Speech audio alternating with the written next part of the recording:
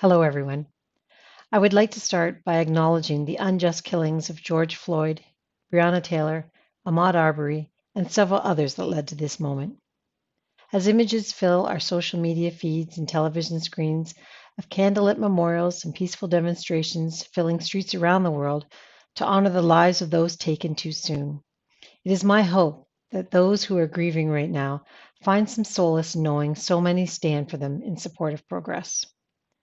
Our thoughts are with the families, friends, and communities of those directly impacted by these acts of violence.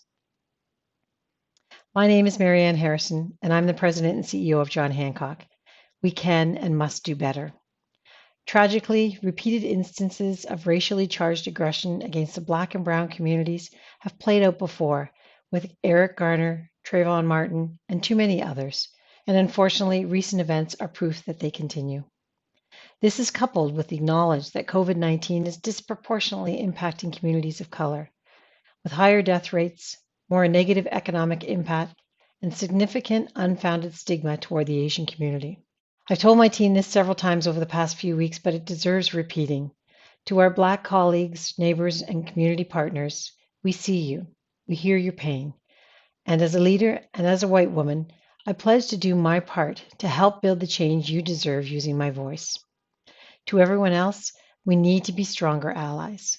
We need to consistently show up with empathy to listen and learn from our Black and Brown colleagues, friends, and neighbors, and to amplify their experiences to drive meaningful change. We are on a journey within John Hancock and Manulife to help build that change, and like so many of the other organizations, we can and must do better. I acknowledge John Hancock and the financial services sector more broadly still has a lot of work to do to ensure a diverse and inclusive workforce. And we must remove barriers that create inequalities to ensure our products and services are more accessible to everyone who could benefit from them. More locally, I am so grateful for our long-standing partnership in the Boston community. Fostering a healthier, more equitable Boston remains our focus. And while we can and must do better, I'm proud to highlight that this will be the 13th year of our MLK Scholars Program, the nation's largest, most comprehensive corporate summer jobs program. Despite COVID-19, we will continue to invest in local nonprofits this summer to provide over 600 Boston teens with meaningful paid experience, financial literacy skills, and for leadership development programs. We're also proud to have long-standing partnerships with organizations that are driving meaningful change on issues of equity, like the Ron Burton Training Village, the DIMOC Center, the Partnership, the Boys and Girls Club of Boston, the Initiative for a Competitive Inner City, Camp Harborview, Inner City Weightlifting, Boston Medical Center, About Fresh, Empath, and the Financial Independence Initiative. In these turbulent times, we are especially grateful for our partnership with YW Boston, as they are helping to inform our diversity and inclusion and equity plans and continue to provide resources for our employees. YW Boston is dedicated to eliminating racism, empowering women, and promoting peace, justice, freedom, and dignity for all.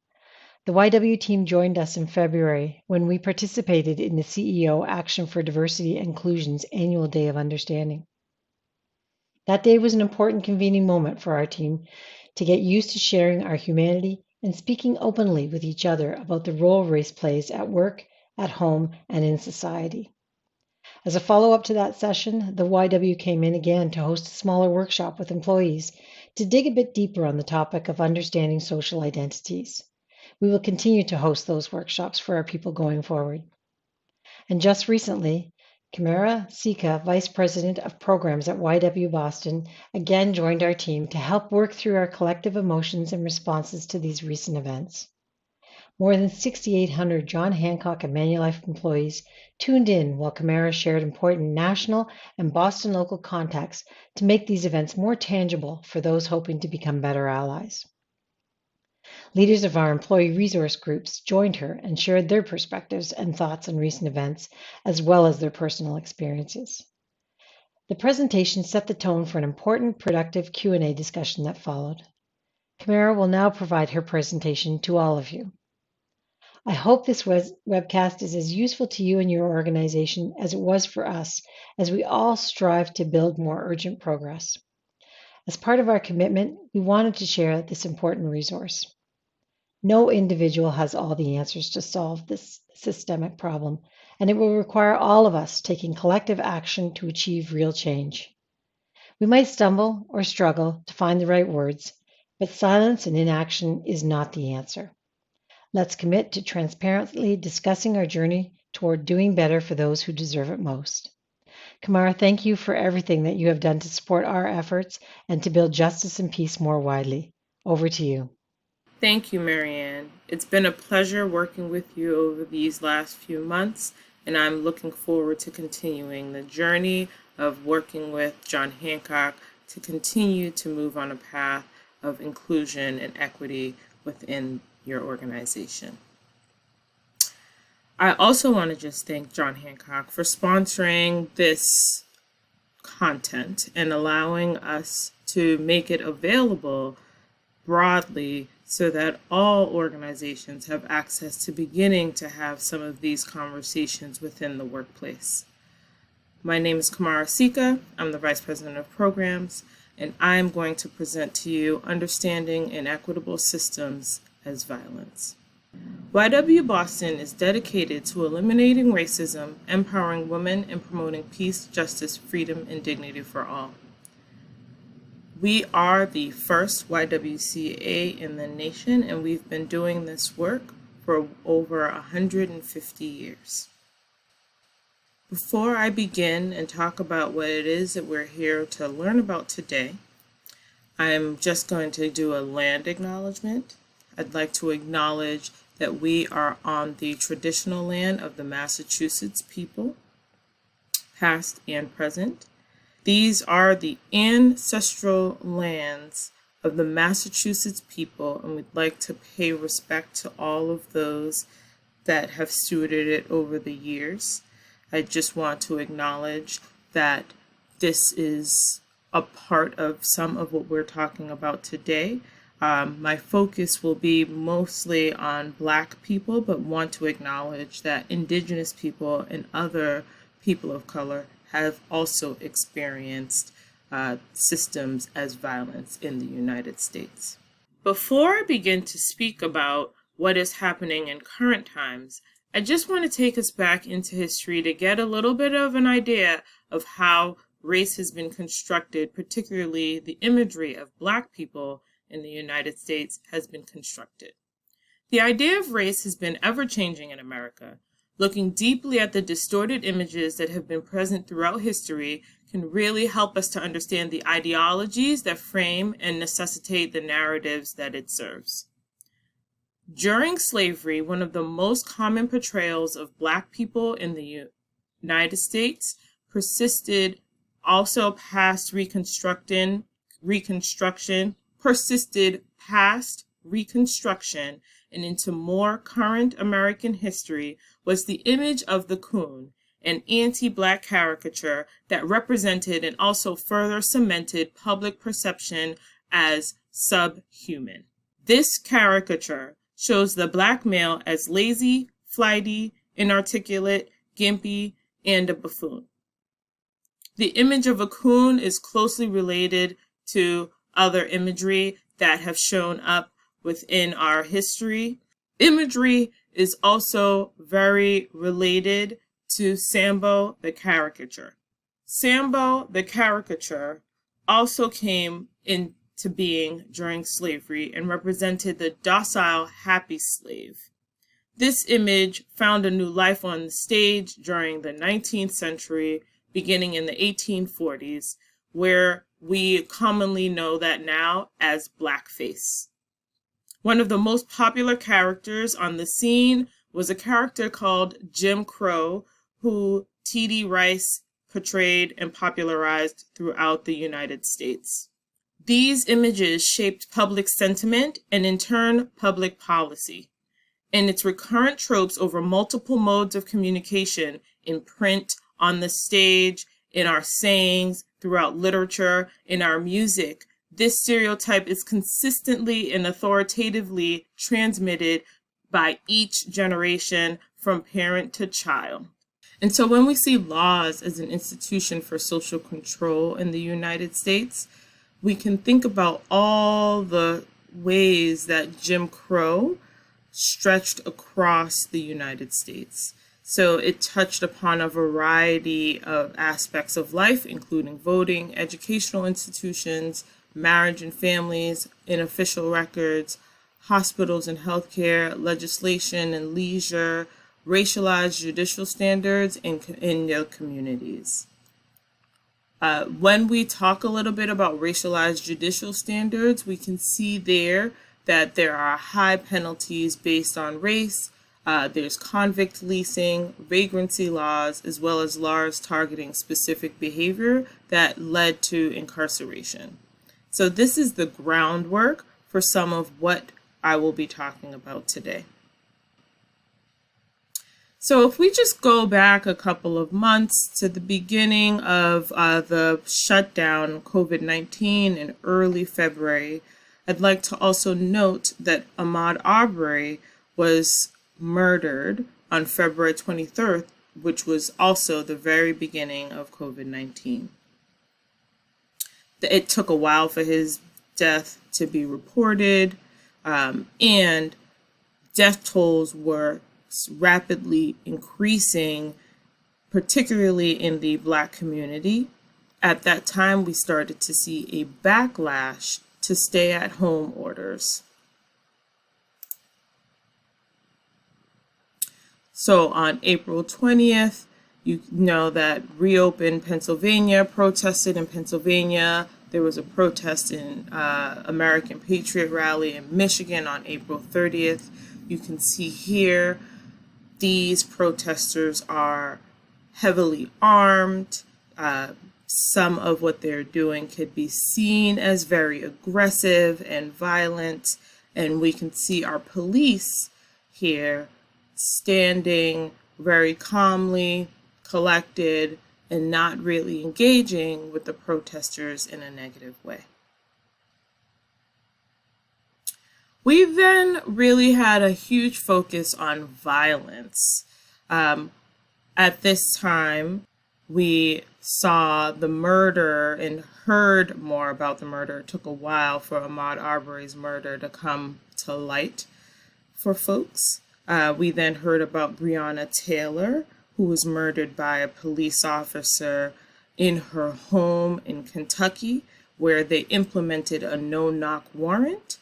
And then we had both George Floyd murdered and Christian Cooper really escaping that kind of violence because he videotaped his incident where Amy Cooper called the police and made a false report about him threatening her life.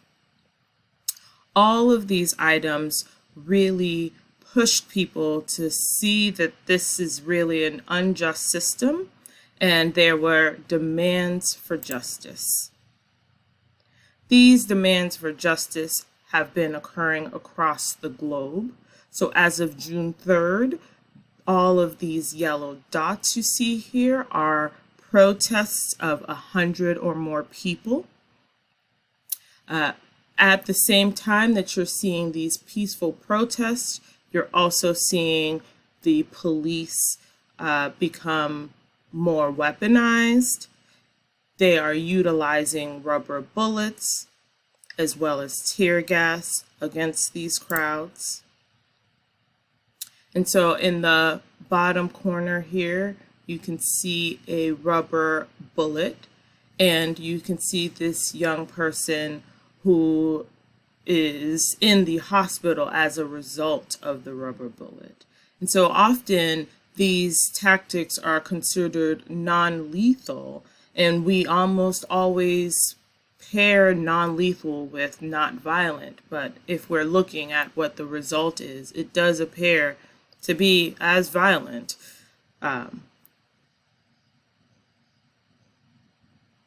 Here are some images where you can see the stark contrast of how protests against the stay-at-home orders were received compared to protests for demands for justice. So what is violence? The World Health Organization has a definition of violence that incorporates both physical force or power, threatened or actual, against oneself, another person, or against the group or community that either results in or has a high likelihood of resulting in injury, death, psychological harm, maldevelopment, or deprivation. So when we're talking about violence, violence isn't just the physical force. It isn't something that can actually be done to inanimate objects because it has to have a result in injury, death, psychological harm, or maldevelopment. So when we're really talking about violence, we really need to take into consideration power. And so other ways that we could think about violence are self-directed. So self-abuse and suicidal behavior are all violence. Interpersonal violence, so ways that people are violent within their community or family and partner. And again, it is not just the physical force aspect of it, but power. And last but certainly not least is the collective violence. And collective violence shows up in 3 different ways. I will take you on the journey of digging a little deeper into collective violence. So inequitable systems are collective violence. These things show up in the social sphere, the political sphere, and the economic sphere. When we think about social violence, we can look at policing and the history of policing. Policing prior to the end of slavery was typically more community-based. It didn't include weapons in the same way that it does now. And it has become severely militarized, and it escalates situations rather than de-escalates situations. I do want to note that the first publicly funded organized police force with officers on duty full-time was created in Boston in 1838. But one really important thing to know is that the police in the South is an evolution of the slave patrols. And so when we think about the history of policing, policing has always been about managing Black bodies, controlling Black bodies, and having power over Black bodies. So policing is continuing to work in the same way that we have seen it work in our history. And this is going to continue unless something changes. Another way that we see social violence is within our criminal justice system. As we see crime rates fall, we still have incarceration rates that are out beyond what is in the globe, and that is disproportionately Black people that are incarcerated. In state prisons, Black people are incarcerated at a rate 5 times more than imprisoned white people. There's significant racial disparities in sentencing decisions in the United States.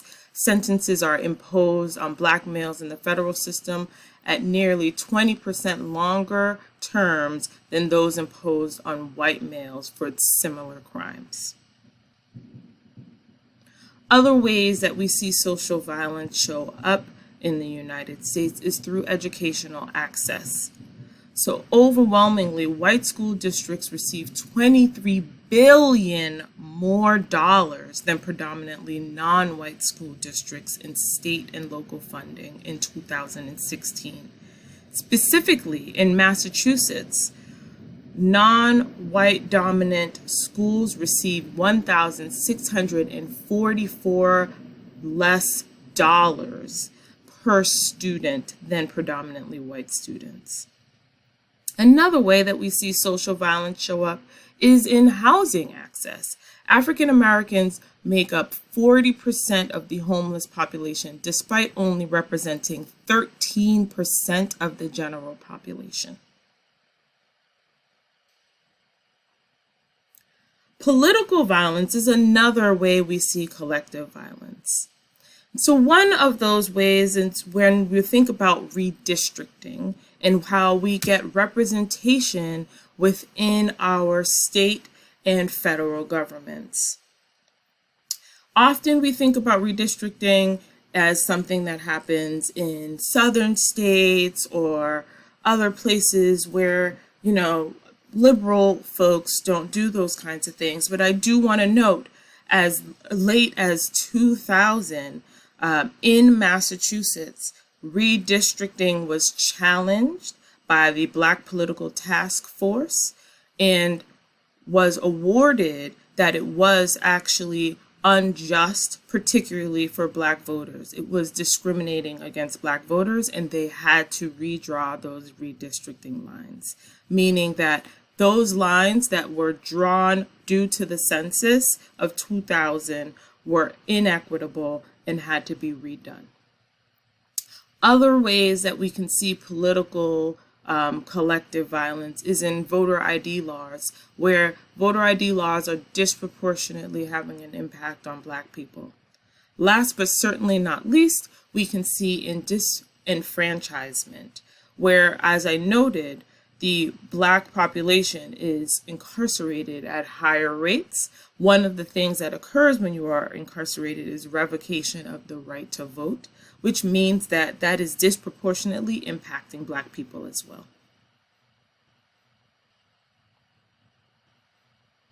Other inequitable systems of collective violence are economics. Unfortunately, we can look back just to the last economic downturn, where we saw inequitable predatory lending in large numbers. Subprime mortgage was all the rage, but truth be told, it was really happening for Black and Hispanic families more. Black and Hispanic families making more than $2,000 a year were more likely on average to be given a subprime loan than a white family making less than $30,000 a year. Black people were 2.8 times more likely to be denied for a loan, and when they were approved, Black people were 2.5 times more likely to receive a subprime loan than white applicants. Another indicator of economic violence is the unemployment and underemployment rates. Unemployment rate has been consistently twice as high as white unemployment for Black people. Black underemployment also reached 24.9% in April of 2011, well after the peak of Black unemployment rate of 16.8% in March 2010.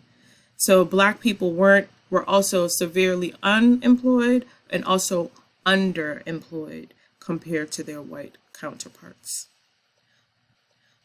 So what are the consequences of this collective violence? Physically, it results in high blood pressure, obesity, diabetes.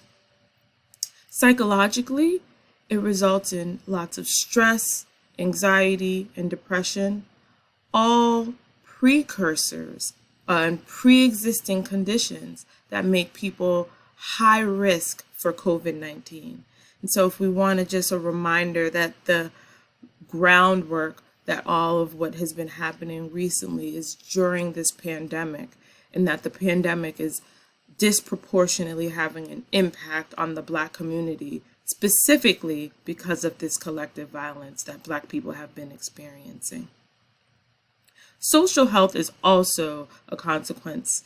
When we think about family disruption, the lack of trust of systems, lack of trust of the police, when these systems are acting upon people in this way, who do they turn to? There are also consequences for white people as well. And so we're going to watch this video, and I'll talk a little bit about it once it's done. It's so late, bro. It's so late.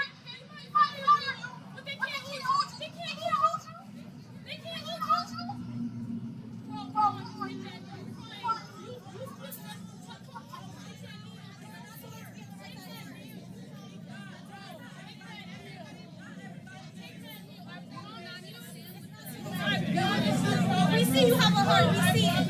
No. Why does he not go? Why does he? I don't like him.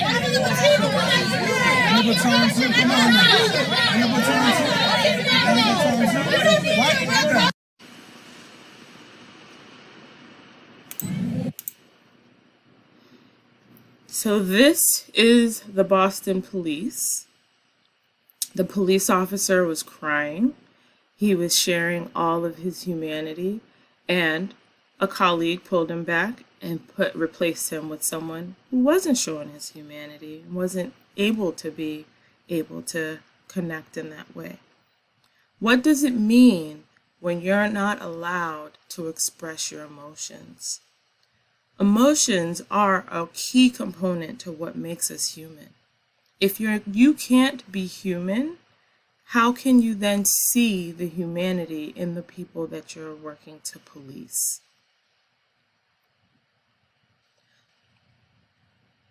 So what can we do? It is really important for us all to be sharing our humanity. Nonviolence is not about what not to do. It's about what you are going to do about the violence and injustice we see in our hearts, our homes, our neighborhoods, and society at large. It is about taking a proactive stand against violence and injustice. Nonviolence is about action, not inaction. Kazu Haga. One way that you can take action is to educate yourself. One of the things I say often, folks are not interested in reading as much, but there are 3 documentaries that you can watch that will help to give you more grounding in understanding U.S. history and how race is a key component in the systems that we live with today. The first is Race, the Power of an Illusion. The second is Slavery by Another Name. And the third is 13th. I recommend that you watch all 3 in that order. It is binge-worthy. It can be really exhausting as well to learn some of the history that has been kept away from the masses. The next thing you can do is advocacy. We all have a right to be politically engaged in the United States. Advocating for change through Congress, your city councilors, state representatives is really important to make sure that the systemic policy changes occur to get us all there. Direct action is another way that you can do this.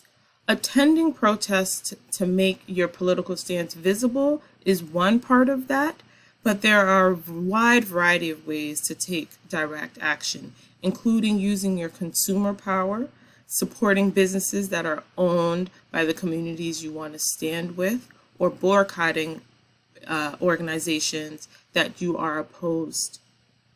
Get involved by directly reaching out and voicing your sentiments, learning more about your colleagues, your friends in your community, asking the questions that you may think may not be polite to ask, but helping you to get to some empathy, and recognizing that some people may not want to engage in that conversation and being respectful of that.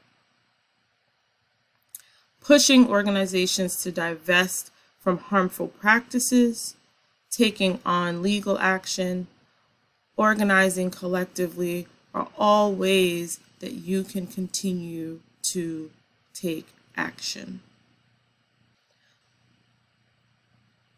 Within an organization, it is up to the organization to take a look at all of its policies. There are 7 pillars, I often say, of the issues where you can see the issues of inequity show up. If leadership is not modeling the appropriate behaviors, is not communicating the importance of inclusion and equity, and there's not regular working groups to create the change within the organization, it will not happen. If an organization is not examining its decision structures to ensure that there are multiple perspectives to make any decisions. If there aren't committees, as well as contact with different groups, change will not happen. If hiring structures are not shifted to move away from unstructured interviews and allow for disruption of bias, you will not have a more diverse pool. Retention and promotion requires that you're focusing specifically on moving from not just mentorship, but moving into sponsorship, where folks are advocating for people within an organization. You can also have informal mentorship programs or backwards mentorship, where you have a junior person mentoring a more senior person because they have more lived experience of certain things. You do also need to examine your processes and systems, really recognizing that this inequity is baked into everything that you do. It is a part of your HR policies. It's a part of your performance and measurement. It's a part of the barriers that are there, and you need to just really make sure that you are holding yourselves accountable to that.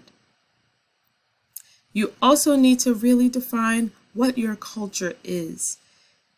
Just stating you have a culture of belonging does not create a culture of belonging.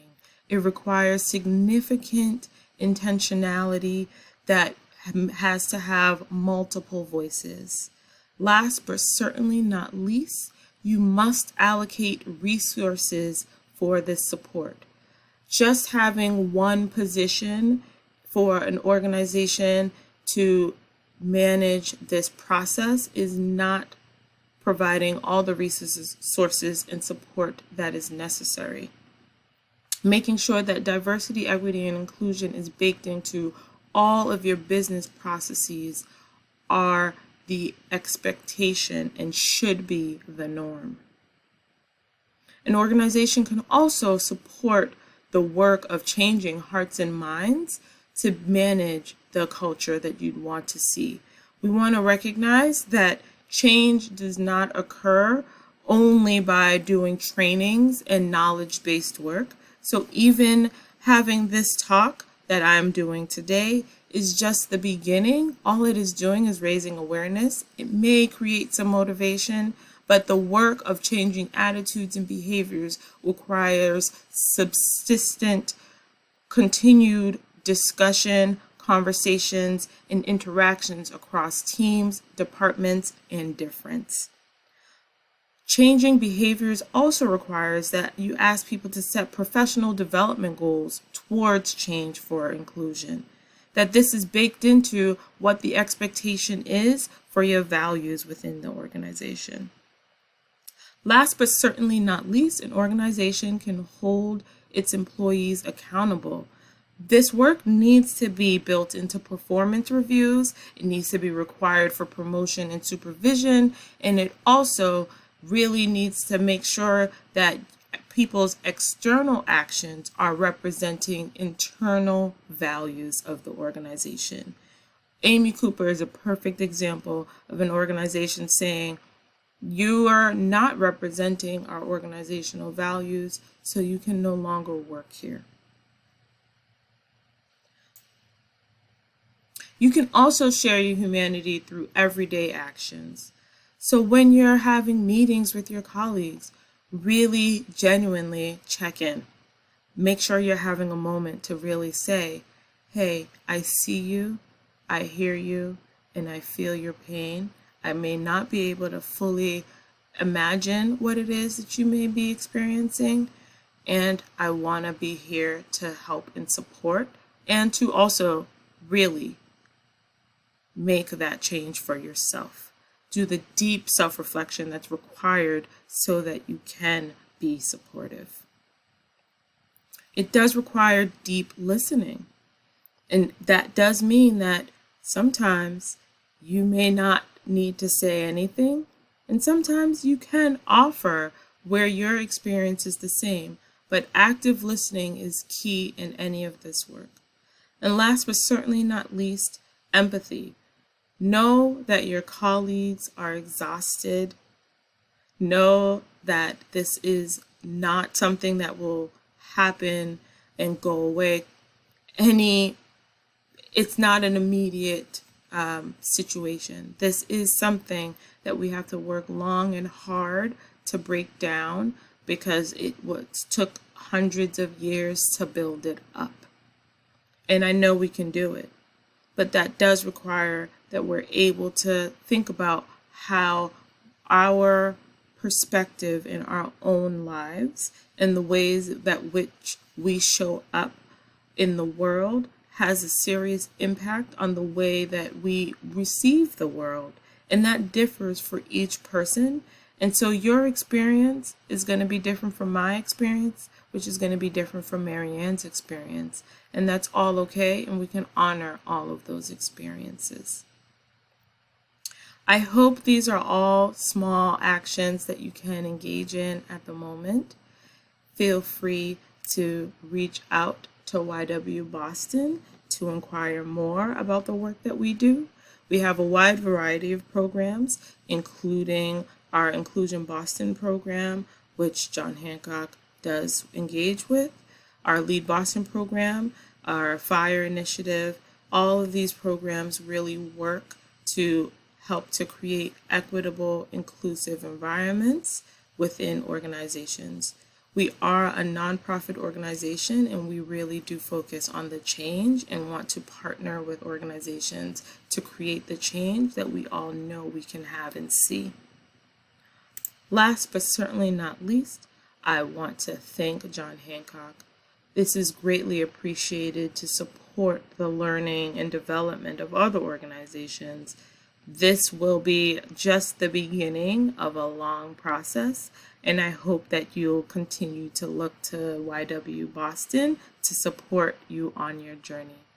Thank you, and have a great rest of your day.